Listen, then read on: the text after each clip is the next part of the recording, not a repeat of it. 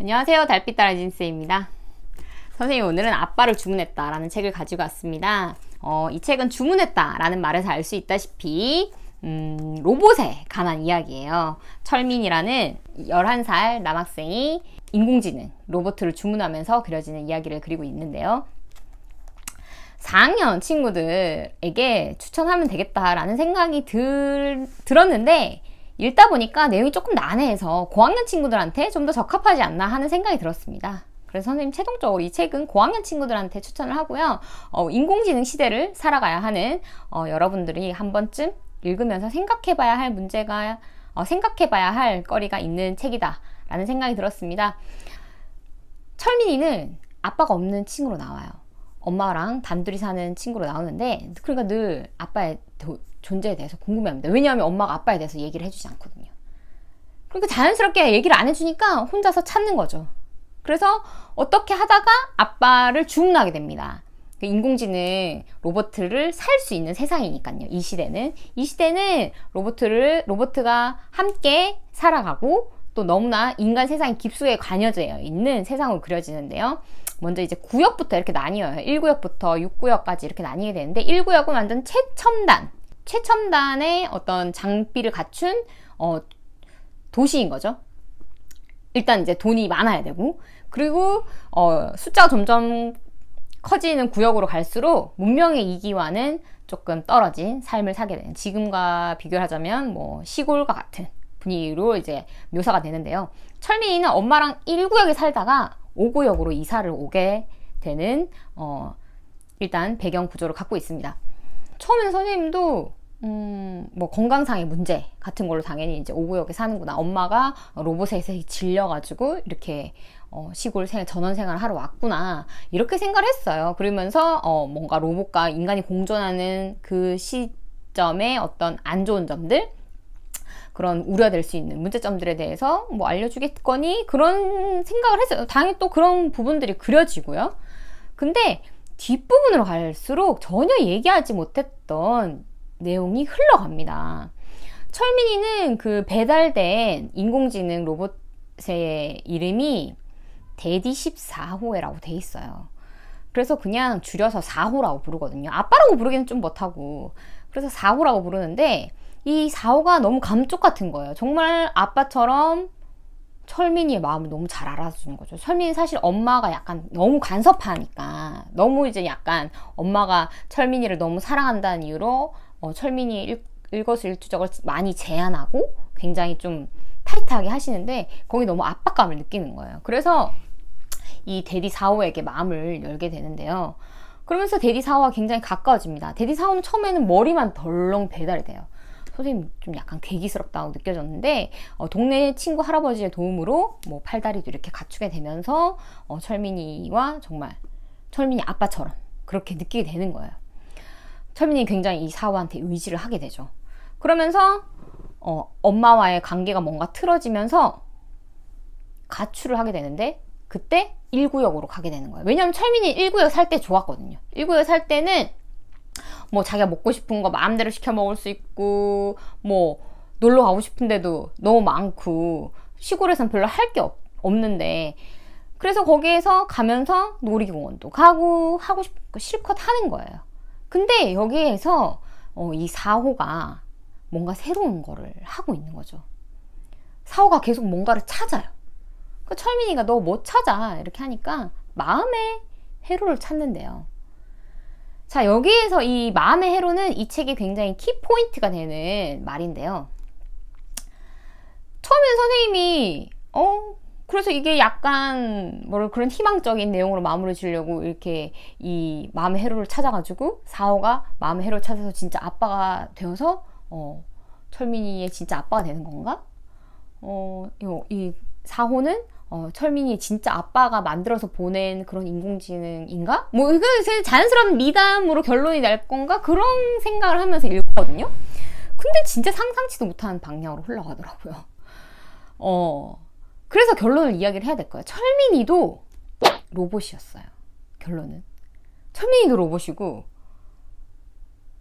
이 4호도 로봇이었어요. 근데 철민이는 마음의 회로를 갖고 있는 로봇이었어요. 그 정말 인간, 너무 감쪽 같은 거예요. 그냥 인간이에요. 인간으로 그려집니다. 정말 인간이에요. 토도 해요, 심지어.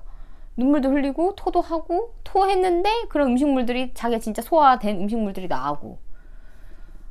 선생님 그 부분은 사실 아직도 조금 이해가 되지 않는데 그럼 도대체 인간이랑 뭐가 다르지? 인간이랑 다른 건 있어요. 엄마가 철민이의 기억을 조작을 하거든요. 철민이에게 뭔가 안 좋은 기억들은 엄마가 삭제를 시키려고 해요. 자, 어쨌든 내용은 이렇게 결국에는 마무리가 됩니다. 결국에는 이 로봇을 조종하고 이 로봇들을 지배하려는 파더라는 존재가 있어요. 나쁜 로봇이죠. 이제 악당이죠. 악당, 빌런인데 이 악당이 결국에는 철민이가 마음의 회로를 갖고 있는 거를 알고 철민이의 마음의 회로를 훔치려고 해요. 철민이를 그러니까 철민이 죽이려고 하는 거죠. 근데 4호가 구해줍니다. 자, 그게 이제 그려지는 과정을 보는 게 일단은 되게 흥미진진하고 재미있어요. 자, 그렇다면 결론은 그렇게 해서 4호는 철민이를 구하려다가 자기는 이제 희생을 당하고 철민이는 다시 이제 엄마랑 살아가게 됩니다. 근데 여기에서 엄마는 그 사실 꽁꽁 숨기고 있었잖아요. 철민이가 로봇이라는 사실을. 근데 철민이가 그걸 알게 됐잖아요. 근데도 더 이상 거기에 대해서 어떤 이야기도 하지 않고 그냥 이야기가 마무리되는데요. 그러니까 엄마가 어떻게 해서 철민이를 아들로 삼게 되었는지 그런 어떤 배경 지식에 대해서는 전혀 그려지지 않는데 그건 아마 작가님께서 독자의 몫이라고 남겨둔 것이겠죠. 그럼 거기에 대해서 자연스럽게 선생님이 생각을 하게 됐고, 그렇다면 작가님은 도대체 뭘 이야기를 하고 싶었던 걸까? 계속 생각하게 되더라고요. 이런 스펙타클하게 진행되는 뭔가 약간 말도 안 되는 것 같은 이런 내용들이 진행되면서 왜 작가님은 뭘 얘기를 하고 싶었을까? 선생님, 내가 제대로 이해를 못한 건가? 여러 번 뒷부분을 계속 이렇게 봤는데 여기는 마지막 챕터가 다른 색깔로 되어 있어요. 약간 에필로그처럼. 근데 이 제목이 선생님 굉장히 절묘하다고 생각을 했어요. 제목은 찾지 못한 답이에요. 철민이는 자기가 겪었던 일들을 겪으면서 더 이상 그런 고민을 하지 않아요. 내가 로봇이기 때문에 앞으로 어떻게 살아야 되지?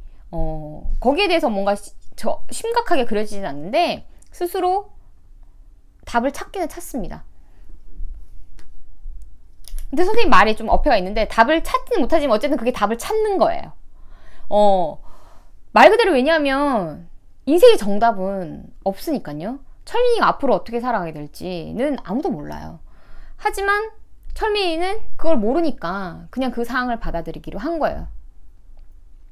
더 이상 엄마한테 물어보지도 않아요. 내가 왜 로봇인가?